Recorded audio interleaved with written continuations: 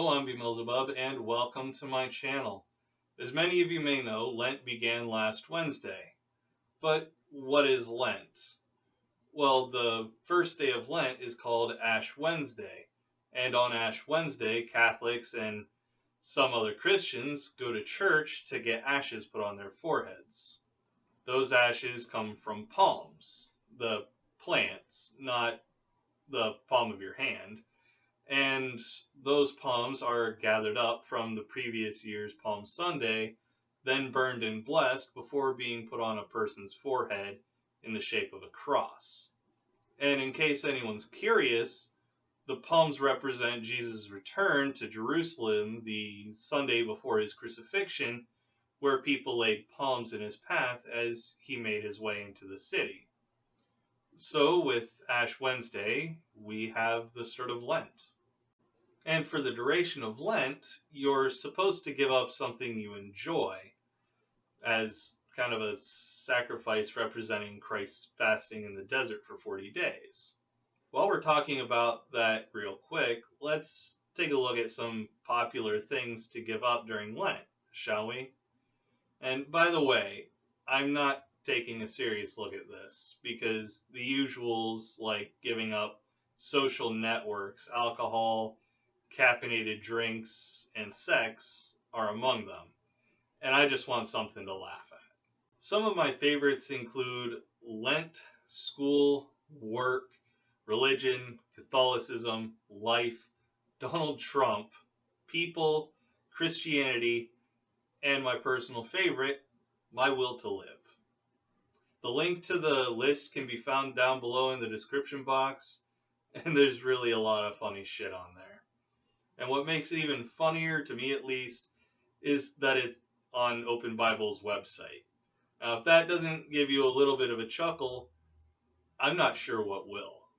But other than giving up something they enjoy, Catholics, at the very least, will also give up eating meat on Fridays. Why Friday, you ask? Because Christians believe that Jesus died on a Friday, so they gladly suffer with Christ by not eating meat. And if you look in the description and click on the USCCB link and scroll down to number 18, you'll see that it really does say that they gladly suffer with Christ. But they don't eat meat on Fridays during Lent because, being crucified and not eating a porterhouse is totally on the same level of suffering. I know I told you all that I took the whole Catholic thing pretty seriously when I was a teenager and was the most into the religion. But let me tell you about a time that I ate meat during Lent on a Friday because I forgot what day and time of year it was. So I'm in high school and it's lunchtime and I forget that it's Friday and Lent at the same time. And I think I ate a chicken sandwich. I really don't remember. The important thing is that I ate some kind of meat on a Friday. And almost immediately after I finished eating, I realized that it was Friday during Lent. And I freaked the fuck out. With that realization, I managed to put the fear of God in myself. I felt lightheaded and like I was going to throw up from what I'd just done. Self-indoctrination's a bitch, ain't it? But let's talk about Good Friday now. Good Friday is the Friday before Easter Sunday, and as previously mentioned, is the day Christians believe Jesus was crucified and died. Now, I know, and you probably also know, that at this point, they're definitely not celebrating, I guess is as good a word as any to use. They're not celebrating Christ's death on the actual date he died, because despite being the Son of God and everything, the most important person to ever exist in history, exactly when it is he was born, other major life events, and his death wasn't something anyone ever thought to write down. So the church just arbitrarily celebrates this whole Lenten season in spring-ish time.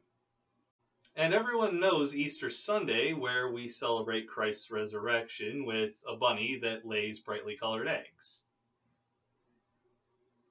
Hang on, some of that can't possibly be right.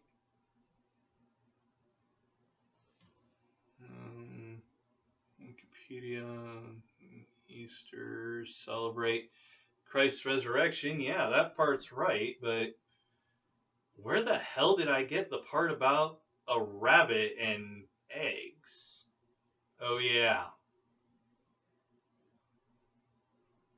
But it definitely has nothing to do at all with the Anglo-Saxon goddess Easter, the goddess of spring and fertility. You know, I think with the whole spring and fertility thing, I just got the rabbit and eggs. Now, I know this sentence is probably going to upset Mrs. Snarky a little bit because we all know how much she wants a bunny, but rabbit sex. Still not totally sure why the eggs and the rabbit go together because rabbits don't lay eggs. I'm probably just putting way too much thought into this. What do you all think, though? About Lent and all that, not so much the rabbit and the eggs, although I might get some funny comments in the comment section below.